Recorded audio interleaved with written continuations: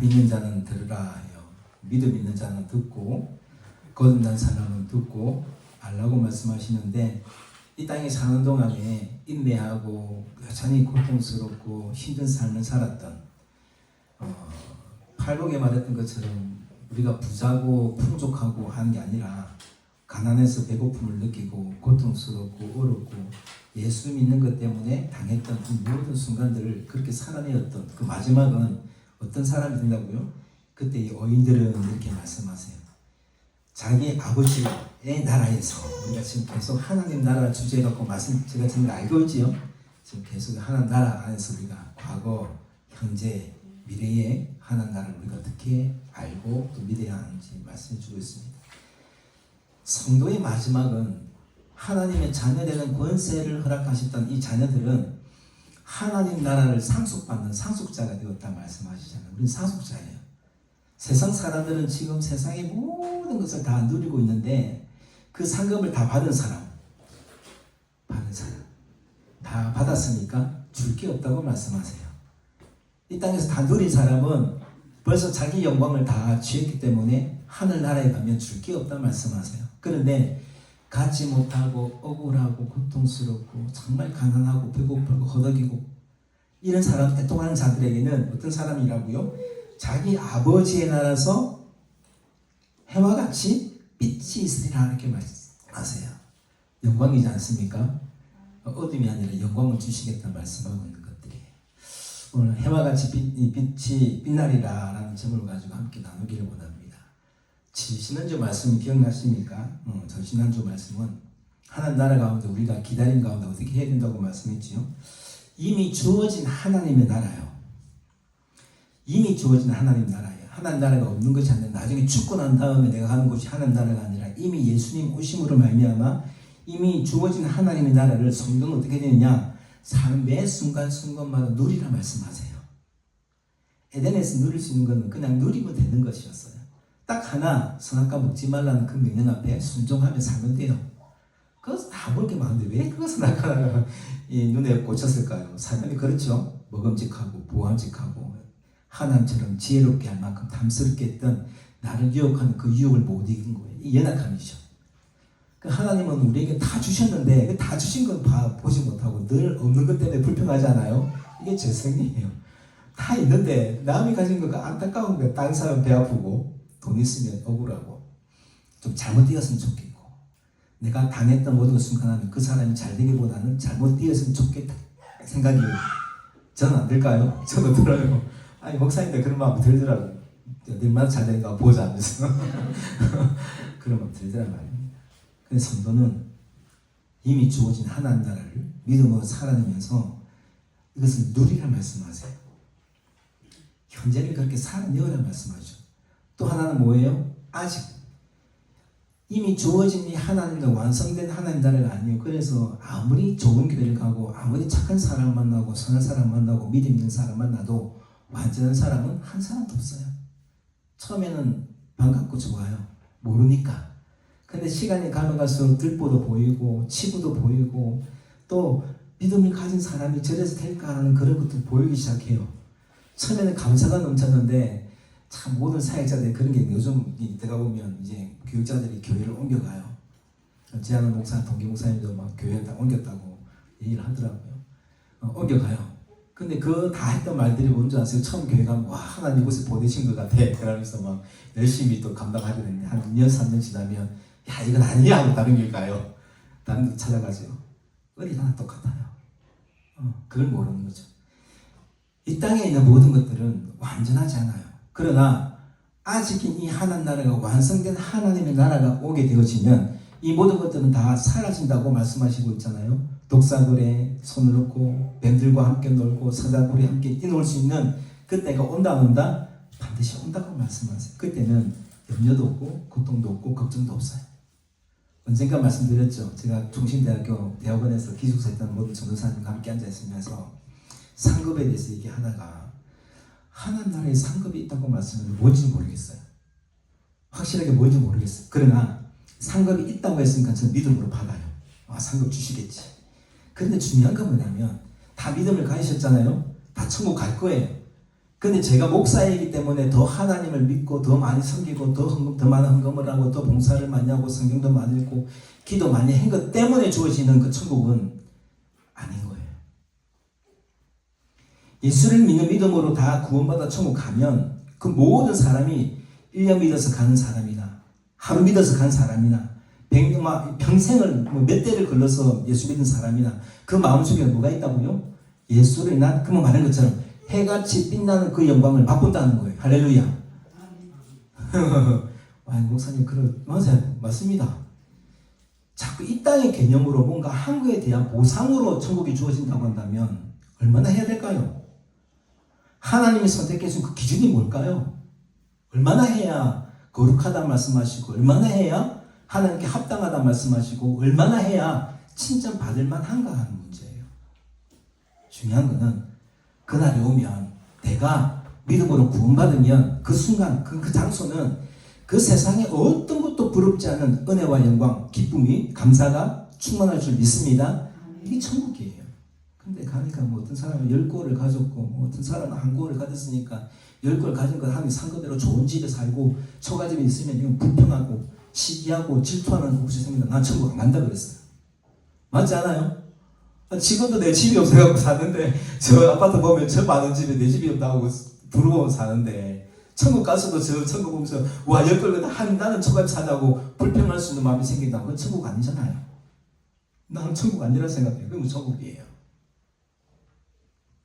성경은요 그냥 이 땅에 사는 우리가 이 상황 가운데 비교해 주시기 위해서 그런 말씀하시는 거지 그렇게 크고 작은 것 많고 적음에 따라서 우리 마음속에 자존감이 무너지고 내가 잘못 살았고 난 부족하구나 난 연약하구나 이런 느끼는 건 천국은 아니라고 생각해요. 아니에요. 그런 천국 왜 가요 그러면? 갈 필요 없죠. 저지난번에 했던 이 열처녀의 비유를 말씀드렸어요. 아직이라는 그때가 올 그때를 기대하며 이 땅에는 어떤 상태가 되냐면 신부가 되었느냐 말씀하세요. 예수님이 땅에 다시 올 때는 신랑으로 오세요. 그러면 주 나의 신랑 나 주의 신부 그 사랑은 내 기쁨 찬양 다 아시죠? 찬양은 저는 찬양이 기도라고 생각해요. 여러분 찬양을 어떻게 생각하십니까? 어떤 목사님 이런 말씀하세요. 요즘 찬양들은 다 자기중심적이라고. 맞아요. 찬양은요 제가 고신대 가기 전에 1년 동안 부산신학교를 1년 다녔어요. 레포트를 하는데 찬양학 개론을 배우면서 경성대 교수님한테 배우면서 레포트를 써요. 본문을 딱 주고 난 다음에 본문의 제목을 딱 달고 본문을 해석하고 밑에 이거 달라고 하시는데 큐티를 하면 큐티를 다 내 생각을 다 얘기하고 큐티를 하면서 쓰는 거 전부 다 짝대기 다 꺼버려요. 그리고 제가 찬송가에 있지만 이 찬송가는 이 말씀을 생각하시면 찬송을 다 뽑거든요. 이 찬송 우리가 어떤 마음을 가지고 어떻게 살아가고 이 설교한 내용들이 찬송가 다 들어가 있어요. 왜 그래 해야 되냐? 이 예배가 이 말씀이 이 찬송과 무슨 상관이 있냐는 거예요. 오늘 불렀던 찬양 다 똑같은 맥락이에요. 다 꺼버려요. 이 찬양하고 이 말씀하고 무슨 상관이 있냐는 거예요. 다 자기중심적이에요. 찬양 힘들지 않을 거예요. 누가 힘들지 않을 거예요? 내가 힘들지 않을 거예요. 그러니까 찬양에 가서는 찬송과 CCM은 다른데 복음성가랑 찬양은 달라요. 찬양은 하나님께 올려드리는 거예요. 찬양은 하나님께. 찬송, 복음성가 예수 믿으세요. 이건 어디요? 세상 가서 그냥 복음성가 부르는 찬양이라고 하지 않아요. 근데 오늘 교회가 이제 찬송 부르는 게 CCM들 보면 예전 찬송들은 그런 찬송 복음적인 게 많은데 요즘 갈수록 하나님을 높여드리는 찬양보다 그냥 우리의 처지가 이렇습니다. 그냥 이런 얘기들이 더 많은 것 같아요. 저도 공감해요. 조심스럽게 찬양을 뽑아요. 무슨 말 하고 싶은 거예요? 하나님의 나라를 기대한 이 신부된 마음들은 다 똑같이 준비하고 깨어있으라 말씀했지요. 어떤 사람은 등불도 준비했지만 등불은 다 준비했어요. 등은 다 준비했어요. 뭐를 준비하지 못해요? 기름을 준비했는데 어떤 사람 5처녀는 슬기로워서 많이 준비했는데 5처녀는 조금만 준비해서 결국은 태웠지만 오래 가지 못해서 어떻게 해요? 빌리러 가요. 우리가 평소에 성경대로 말씀 배웠으면 빌리러 가면 빌려줘야 되잖아요. 오리를 가자면 신리를 가지고 겉옷을 달라면 속옷도 벗어주고 오른방울 맞으면 왼방울도 대주라고 내줘야 되는데 마지막 그때가 되면 그럴 기회가 있다 없다? 없어요. 왜요? 신랑을 맞이해야 되니까 안 빌려줘요. 거절해버려요. 우리가 지금 신랑이 오기 이전에 준비하고 이 시간이 우리한테 뭐예요? 기회인 거예요. 기다림의 기회요. 지금 말씀을 주는 이유가 뭐예요? 우리가 지금 축복받으라, 뭐 은혜 받으라, 그냥 감사하십시오. 그냥 우리가 예수만 믿기만 하면 됩니다. 이렇게 할 시대가 아닌 것 같아요. 효력교회가 그래서 교회가 다 망했다고 말씀드렸잖아요. 우리 한국교회는 머지않은 것 같아요. 종교 혼합주의, 세대주의, 막 이렇게 WCC처럼, WA처럼 잘못된 종교가 들어와가지고 모든 신 앞에 구원이 있고 모든 신만 믿으면 된다 하고 이렇게 떠드는 이 세상이에요. 오늘 본문의 말씀도 그런 말씀이 나오죠. 하나님의 뜻이 이 땅에 이루어지기를 기도하라고 예수님은 주기적으로 말씀을 하셨어요. 하나님의 나라가 하나님의 뜻이 이 땅에 이루어지게 해달라고 기도하는 모습이 우리가 있어야 되는 거예요. 하나님 나라가 지금 이 땅 가운데 일어날 것을 기도하라고 말해요. 그럼 우리는 어떤 거냐? 그거를 기대하고 소망하고 대망하며 살아가는 거예요. 박영선 목사님은 이 하나님 나라를 건설한다라는 걸 이렇게 말씀하시더라고요. 국가적, 경제적, 정치적, 사회적 이런 문제가 아니라 하나님을 아는 여러분 하나님을 사랑하는 것은 우리 하나님 아는 거란 믿음이라고 했죠. 하나님을 아는 건강한, 하나님을 아는 진실한, 하나님을 아는 정직한 한 사람이 그 국민이 되는 것 이렇게 말씀하시더라고요. 우리 하나님의 나라, 하나님 백성은 어떤 상태예요? 하나님 우리 왕되심을 고백하고 그 왕되심을 통치를 받는 사람이 하나님 나라의 백성이잖아요. 통치를 받는 사람들이에요. 통치를 받고 명령 앞에 순종해야 되지. 오늘 찬양했던 것처럼 주님은 나의 주인이 되시 주인이에요. 나는 그저 주인이 명령하신 따라가는 종일 수밖에 없는 거예요. 우리는 어떤 삶 속에서도 우리가 해야 할 것은 하나님 말씀이 왕이 되신 그분이 우리의 주인 되신 그분이 말씀하셨으니까 우리의 삶은 어떤 상황에서도 순종밖에 없어요. 순종. 한때는 설교해봐야 무슨 이 설교 똑같은 설교잖아요. 아니 하나님 이렇게 말씀하시기에 이렇게 사십시오 하는 것밖에 없어요. 네 똑같은 말씀이잖아요. 똑같은 말씀이에요. 별거 없어요. 신랑이 오는데 도지 온다 말씀했죠. 도지 온다는 시간적 얘기를 해요. 그렇지만 시와 때는 알지 못하지만 신랑은 온다 안 온다? 반드시 온다는 사실이요. 우리 연약하면 뭐예요? 그 기다리고 있지만 다 잠들 수밖에 없어요. 다 준비한 그 15차례나 준비하지 못한 다차례나 더디 오시는 예수님 때문에 신랑 때문에 졸아요. 중요한 건 뭐예요? 예수님 오세요. 오시고 난 다음에 그 순간을 하나님은 심판의 시간으로 하나님 나라를 드리는 시간으로 결정짓는다는 거예요. 더디 온다. 그 당시 우리 잠들다 하는 건 잠들다. 성경에서는 잠들다는 건 어떤 상태로 얘기해요? 많은 이야기들을 얘기를 해요. 잠들다 하는 것은 어떻게 보면 우리가 죽은 이에 잠들다 얘기를 하죠. 어떻게 보면 또 잠들다는 영적인 우리의 무지 상태, 영적인 부족함을 얘기하잖아요. 태만하고 또 하나님을 더욱더 알지만 행하지 못하는 이런 무지 상태, 연약함 상태요. 또 뭐예요? 안식은 우리가 안식 후에 뭐가 오게 됩니까? 부활을 생각할 수도 있어요. 안식 후에. 여러 가지 상징적 의미를 얘기하지요. 주님의 때를 기다리는 마태복음의 요한은 이렇게 얘기해요. 우리 마태복음 3장, 신약 3장에 있어요. 한번 찾아볼까요? 마태복음 3장 3절에서 우리 12절 말씀 한번 읽어봅시다. 요한은 예수님이 오시기 이전에 예수님을 증거했어요.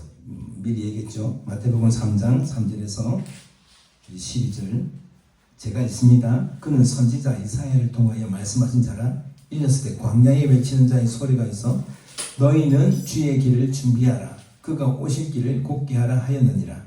이 요한은 낙대털 옷을 입고 허리에 가죽띠를 띠고 음식은 메뚜기와 석청이었더라. 이때 예루살렘과 온 유대와 요단강 사방에서 다 그에게 나와 자기들의 죄를 자복하고 요단강에서 그에게 세례를 받더니 요한이 많은 바리새인들과 사두개인들이 세례를 베푸는 데로 오는 것을 보고 이르되 독사의 자식들아 누가 너희를 가르쳐 임박한 진노를 피하라 하더냐. 그러므로 회개에 합당한 열매를 맺고 속으로 아브라함이 우리 조상이라고 생각하지 말라. 내가 너희에게 이르노니 하나님이 능히 이 돌들로 아브라함의 자손이 되게 하시리라. 이미 도끼가 나무 뿌리에 놓였으니 좋은 열매를 맺지 아니하는 나무마다 찍혀 불에 던져지리라. 나는 너희에게 너희로 회개하기 위하여 물로 세례를 베풀거니와 내 뒤에 오시는 이는 나보다 능력이 많으시니 나는 그 신의 들기를 감당하지 못하겠노라. 그는 성령과 물로 너희에게 세례를 베푸실 것이요 손에 키를 들고 자기 타작마당으로 정하게 하사 알곡은 무와 각 곳간에 들이고 죽적이는 꺼지지 않는 불에 태우시리라. 요한은 후에 오실 뒤에 오실 예수님을 준비하면서 뭐를 하고 말씀하세요? 주의 길을 준비하라 이렇게 말씀하세요. 합당한 열매를 맺기 전에 해야 할 것은 무엇입니까? 회개라고 분명히 말씀하세요. 회개하라. 바리새인과 사두개인들이 올 때 뭐라고 말합니까? 독사의 자식들아 얘기를 해요. 정말 전통 있는 선생님들이었습니다. 믿음이 톡줄했고 율법에 대해서 너무나 잘 알고 했지만 더불어 그 모든 사람들 중에는 이 사두개인 바리새인들은 그냥 정통만 더 많이 중요시 여기고 율법을 지켜야 한다고 가르치는 것 때문에 자신들도 그렇게 하지만 진짜 믿음을 가지 못했던 거죠. 주님 오시는데 뭐라고 말합니까? 독사의 자식들아 이렇게 해요. 이번 주에 얼마 전에 이렇게 또 카톡에 우리 동기 목사님이 저 경기도 쪽에 사역을 하고 있는데 카톡이 왔어요. 교회를 개척을 준비하고 이제 열심히 기도하는 가운데 이제 큰 교회 사역을 하고 있습니다. 큰 교회. 청년부도 맡고 있고 행정도 하고 있습니다. 이제 마음속에 그 개척을 준비하면서 이제 이런 마음을 갖고 있지만 갑자기 목사님이 이제 오라고 해서 갔더니 11월 달에 사임하라고 갑자기 3주도 안 남은 시간에 사임하라고 얘기하더라고요. 그 이유가 참 웃겨요. 이제 은퇴를 해야 되는데 교회가 힘들대요. 교회 지금 건축을 해서 굉장히 커요. 교회. 엄청 교회예요. 큰 교회예요. 근데 교회가 힘드니까 은퇴하기가 힘들다고 얘기했대요. 참 그죠? 그러면서 이 부목사에 대해서 다른 이상한 소문을 퍼뜨려가지고 돈을 밝히는 목사 뭐 여러 가지 붙여서 나갈 수밖에 없는 그런 상황을 만들었다고 해요. 참 안타깝지 않습니까? 그냥 뭐 가라 해도 괜찮을 텐데 그 이유가 참 웃기잖아요. 지금 요 말씀하고 뭐가 달라요? 평생 하나님 앞에 그 제가 답장 그렇게 했어요. 평생 하나님 앞에 하나님의 사랑, 은혜, 감격, 기쁨, 하나님 은혜가 없으면 살아갈 수 없다고 은혜로 살라고 설교했을 텐데 진짜 자신은 그 자리를 놓지 못해가지고 그렇잖아요. 여가 뭐 다른 게 있겠어요. 교회를 위해서라고는 그렇지 않아요. 내가 욕심이죠.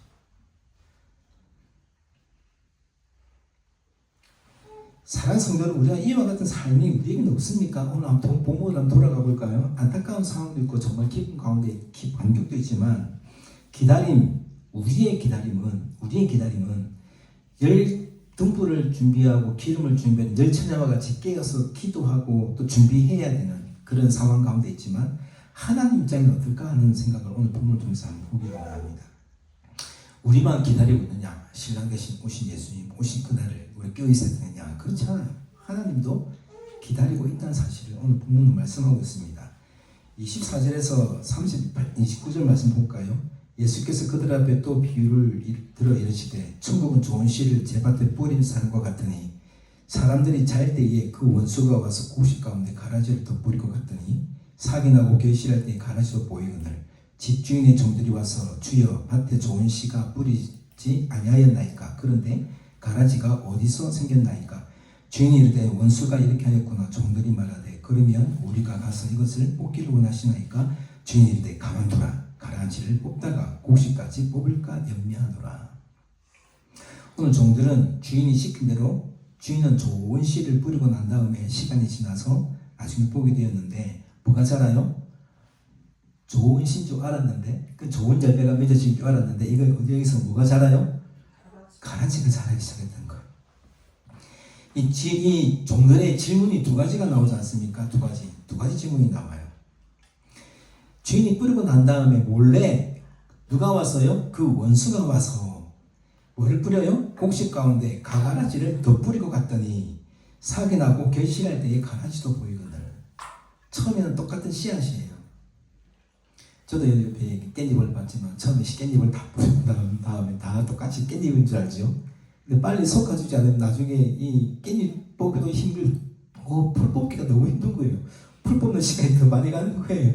처음에 모르죠. 다 똑같은 파릇파릇하게 나니까 다 똑같은 줄 아는데 자라면 자랄수록 뽑기도 힘들고 힘든 거예요. 근데 뽑다 보면 뭐를 다쳐요? 깻잎이 다쳐요. 뿌리 같이 뽑혀버려요. 이제 이가 팍 오더라고 이런 생각들요. 원수가 와서 가라지를 덧뿌리고 갔어요. 주인은 좋은 씨를 뿌렸어요. 좋은 열매 맺으라고 뿌렸는데 원수가 와서 이후에 그 말씀 해석해 주시죠. 설명해 주신 말씀이 뒤에 24절로 한 30절로부터 이후의 말씀들이 설명해 주시는 말씀이에요. 질문이 뭐였습니까? 가라지가 어디서 나는 거예요? 그래서 25절에 뭐라고 말합니까? 원수가 와서 곡식 가운데 가라지를 덧뿌려갔다 이렇게 말씀하고 있습니다. 그랬더니 두 번째 질문이 뭐예요? 그러면 우리가 뽑기를 원하십니까? 하고 말할 때 뭐라고 말씀하세요? 주인이 이르되 28절에 주인이 이르되 원수가 이렇게 하였구나. 종들이 말하되 그러면 우리가 가서 이것을 뽑기를 원하시나이까 할 때 주인의 대답은 뭐예요? 29절에 주인이 이르되 가만두라. 가라지를 뽑다가 곡식까지 뽑을까 염려하노라.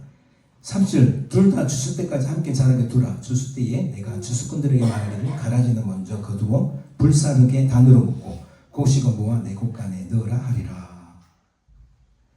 이것을 뒤에 해석한 말씀들이 말씀한 대로 36절 말씀이에요. 한번 볼까요? 36절 볼까요?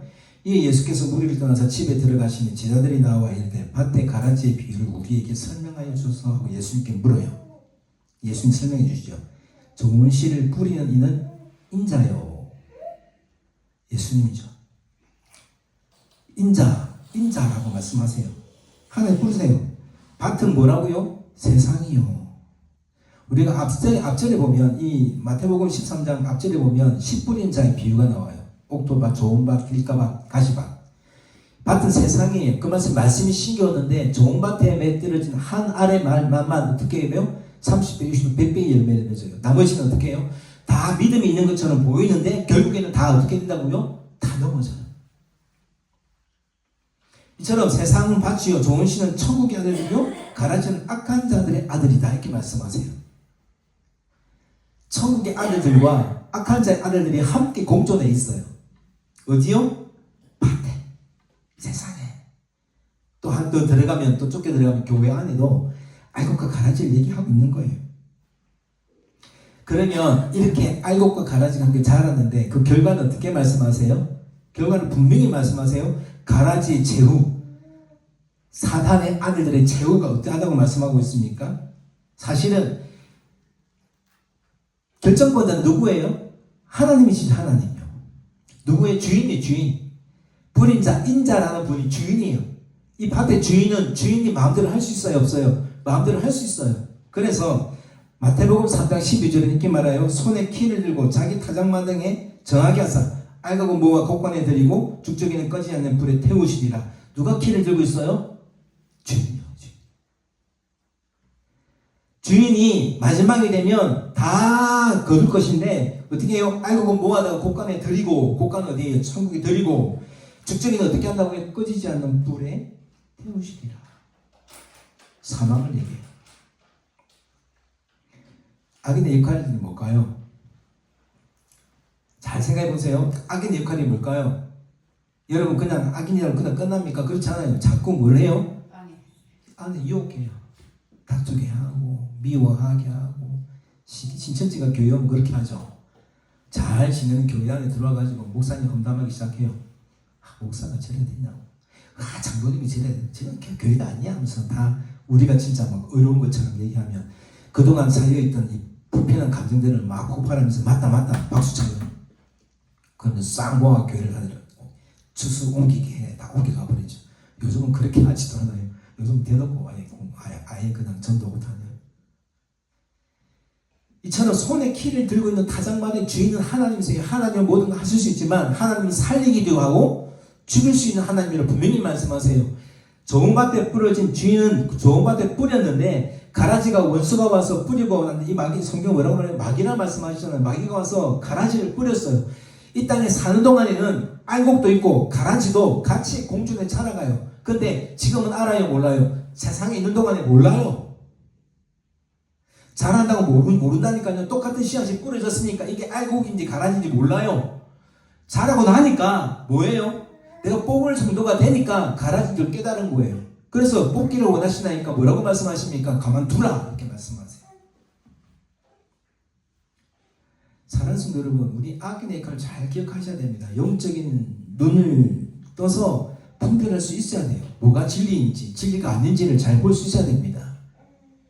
금방 설명했던 그 교회처럼 보십시오. 평생을 목회를 했는데 과거에 했던 목회를 잘못했다 말씀하고 싶은 건 아니에요. 그 순간 정말 깨어서 준비했다고 한다면, 지금 내가 깨어있다라고 한다면, 하나님 앞에 내가 하나님의 종인 것을 깨달았다고 한다면, 여전히 하나님이 왕 되시고 주인 되심을 고백했다고 한다면 그 순간이 그렇게 했겠습니까? 내 것이 아닌데 불구하고 다 내 것이냐고 생각하고, 사유화하고 내가 주인이냐 생각하고, 다 내가 뭔가 할 수 있다고 생각하고, 자기가 하는 거 아니잖아요. 교회는 누가 하세요? 하나님 하시는 거예요. 하나님께 맡겨드리면 되는 거예요. 자신도 연약하고 부족해서 할 수 없을 때에 하나님 도우셔서 행하신 것처럼, 여전히 후에 뒤에 오는 목사님 여전히 부족하고 연약하지만 세우신 하나님께서 세워간다는 사실을 인정하고 맡길 수 있어야 되는데 못 맡기는 거예요. 뭐가 자기 때문에 교회가 세워졌어요? 아니에요. 얼마나 믿음 없는 행동이에요. 작은 교회나 큰 교회가 그래요. 몇 년 전에 새로 건축해서 얼마나 큰 거예요. 경기도 쪽에 있는 교회.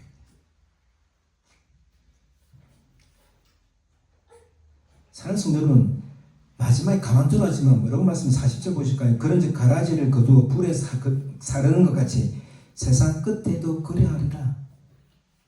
이미와 아직 사이에는 여전히 가라지와 알곡이 있지만, 가라지를 뽑아내지 않는 것은 세상 끝에 어떻게 한다고요? 알곡은 곡간에 들이고 가라지는 불꽃에 태우는 그날이 올 것이다 라고 말씀하고, 세상 끝이 그럴 것이다 하고 말씀하고 있는데, 악인은 뭘 한다고요? 41절 보십시오. 인자가 그 천사들을 보내리니, 천사를 보내서 뭐 합니까? 그들이 그 나라에서 모든 넘어지게 하는 것과 또 불법을 행하는 자들에게 거두어내요. 뭐 하는 거요? 모든 넘어지게 하는 것들. 내가 나를 넘어뜨리는 자가 누군지 잘 보십시오. 그 불법을 행한다. 불법이 뭐예요? 세상에 우리가 세우는 이 여러 가지 법, 한국에 가면 법, 이 법도 우리가 지켜야 되겠죠. 무엇보다 우리가 진짜 지켜야 할 건 뭐예요? 하나님 말씀이죠. 하나님 말씀을 불법을 행하여, 쉽게 가끔씩 예화해요. 서울과 부산까지 가는데 둘로 가는 것보다 빨리 가면 좋아요. 근데 다 뭐라고 말씀하냐면, 와, 하나님 은혜 주셔서 내가 부산 서울까지 2시간 반 만에 통과했다면서. 하나님 은혜 가운데. 은혜 맞습니까? 아멘. 뭐가 은혜입니까? 불법을 행했는데. 하나님 그런 하나님 아니세요. 은혜 아니에요. 내 마음대로 한 거예요. 내가 생각한 대로. 그러다 뭘 한 거예요? 고르반처럼 하나님 하셨다 이름만 붙여놓은 거예요. 아니요, 우리 그렇게 하면 안 돼요. 마지막은 그렇게 불법을 행하고 마치 이것이 진리인 양 설교하고 가르치고 또 행했던 모든 자들, 사람을 미혹했던 사람들을 어떻게 말씀합니까? 풍무에 던져 넣으리니 가서 울며 이를 가게 되리라. 소용없어요. 그때는요. 하나님이 이와 같이 지금 심판하셔서 지금 가라지를 갈아내고 심판할 수 있음에도 불구하고 왜 기다리고 있을까요? 아멘. 주 예수여 어서 오시옵소서. 마라나타, 마라나타. 우리 그날을 소망하고 대망하고 있습니다. 차라리 와버렸으면 좋겠어요. 차라리 와버렸으면 좋겠어요. 이 세상 다 그냥 빨리 끝냈으면 좋겠어요. 너무 불편해요. 이 정말 맞나? 이 사람 사는 게 맞나? 이제 뭐 거짓말해도 거짓말이 통과가 되고 막 이 뭐 죄를 지어도 뭐 힘 있으면 다 통과되고 뭐 죄진 우리는 뭐 하나만 잘못해도 뭐 벌금 내야 되고 하는데, 이런 세상이 어떻게 맞습니까? 오셨으면 좋겠어요. 참 심판에 오면 좋겠어요. 근데 하나님은 뭐 하세요? 오시긴 오실 텐데 몰라요. 사랑하는 성도 여러분, 지금 이 시간들이 우리에게는 은혜인 줄 믿으시길 소망합니다. 지금 살아가는 이 순간이 은혜예요. 당장 심판할 수 있는 힘과 능력이 없으신 거 아니에요. 오셔서 심판을 가라지를 다 뽑아다가 풍무에 던질 수 있는 하나님이세요. 근데 왜 안 하세요? 왜 지금 저로 하여금 설교케 하고 하나님 말씀을 가르치고 그래도 진리 가운데 있고 무릎 꿇고 기도하게 하고 하나님을 바라라고 설교하고 말씀을 가르친 이유가 뭘까요? 돌아오라는 거예요. 기회 주시는 거 아니에요. 하나님 반드시 통치하시고 행하실 거예요.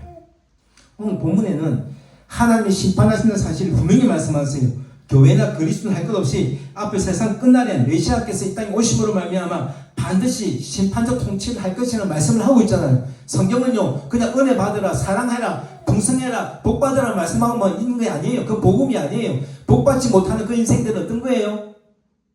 심판받는 인생이에요. 우리 욥을 한번 생각해 봅시다. 욥은 너무 풍족했어요. 당대의 의인일 수밖에 없는, 칭찬받을 수 있는 존재였어요.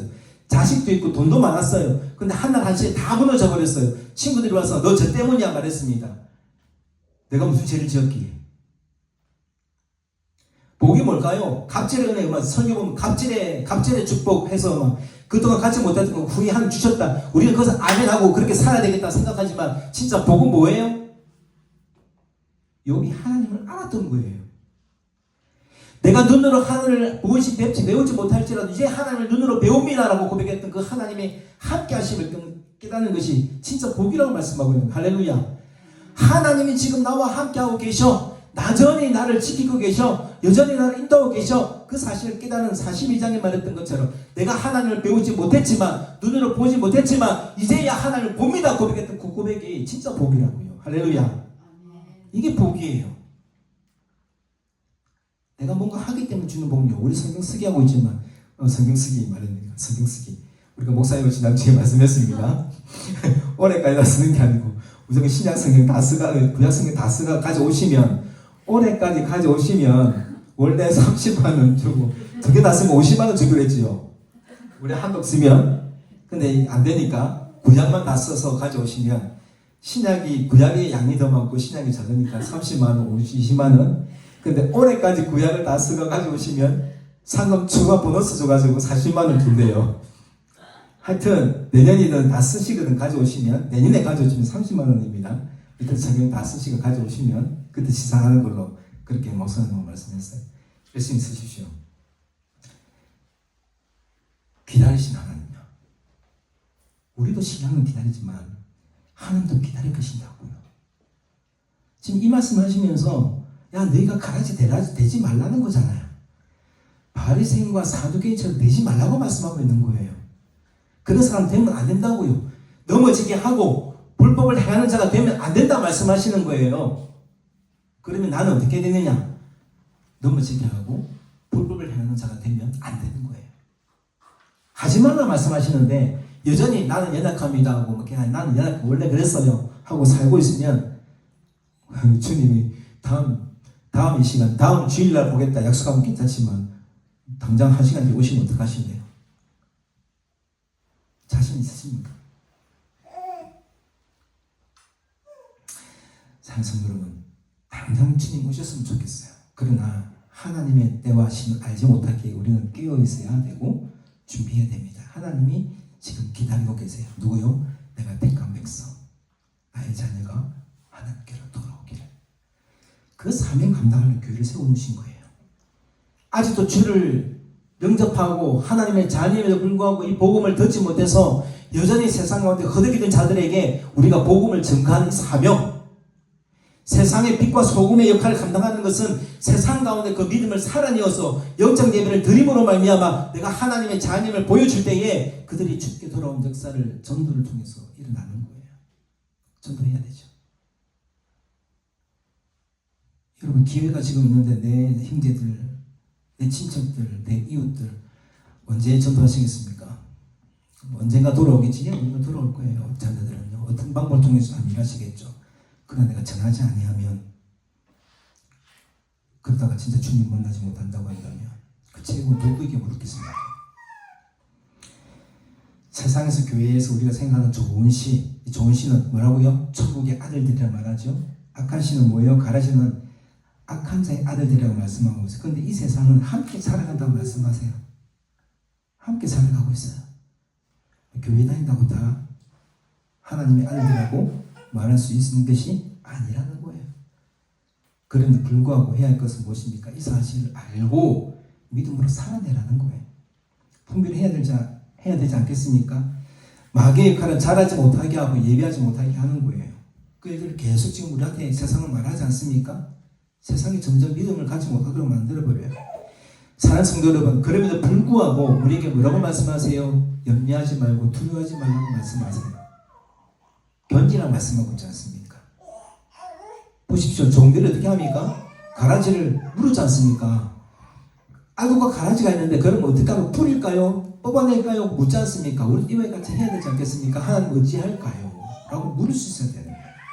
하나님의 뜻을 물을 수 있어야 되는, 내 마음대로 하는 게 아니에요. 하나님의 뜻을 물을 수 있어야 돼요. 이것이 기도예요. 기도하시는 거예요. 하나님 어떻게 하시면 되겠습니까?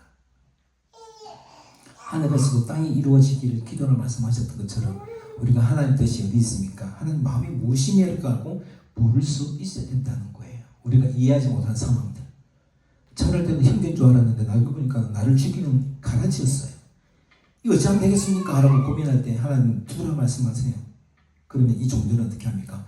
그대로 순종하는 모습을 보여줘요. 없지 않아요?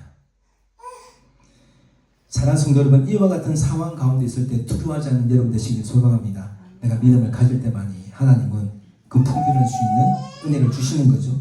또 하는 건 뭐예요? 우리가 원수가 했던 사실을 인정할 때 하나님이 일하신다는 거예요. 인정할 수밖에 없지만, 넘어질 수밖에 없지만 세상은 우리를 미혹할 거예요. 이렇게 할 겁니다. 우리 자꾸 이제 교회는 은혜만 얘기하고 사랑만 얘기한다고 했죠. 그래서 갈수록 교회가 봉사와 헌신이 사라져요. 예배가 사라져요. 말씀을 가르치는 게 사라져요. 기도가 사라지기 시작했어요. 아까 찬양이 자꾸 하나님을 높여드리는 찬양보다 그냥 하나님 우리의 영혼은 이런 모습이 하고 그냥 자기 중심의 찬양들이 많아지고 있어요. 과거에 했던 모든 예배가 다 그렇습니까? 자꾸 세상은 뭐라면 율법이야 라고 얘기해. 율법이야. 예배드리는 게 율법적으로 할 필요 없어. 그렇게 할 필요 없어. 율법으로 자꾸 매겨버려요. 그렇지 않아요. 제가 한번 생각해 봤습니다. 나를 지금 지탱하고 있는 이 은혜는 무엇 때문에 생기는가 생각할 때 과거에 내가 하나님을 예배하고 함께 기도하고 찬양하고 섬겼던 그 헌신과 수고가 헛되지 않았구나 하는 생각을 지금 합니다. 왜요? 그 하나님 여전히 나의 하나님 되심을 내가 믿기 때문이죠. 그 하나님 여전히 나에게 일하심을 통해서 하나님의 원하시고 뜻하신 바를 어떻게 하실지를 내가 기대하기 때문에 내가 지금 존재하구나라는 생각을 해요. 아무것도 할 수 없는 상태, 아무것도 기대할 수 없는 상황이라도 과거에 나에게 행하셨던 그 하나님, 내가 의지하고 기대하는 그 하나님은 지금도 여전히 하나님 되심을 내가 고백해 하실 그 날을 기대하며 소망을 있다는 사실요.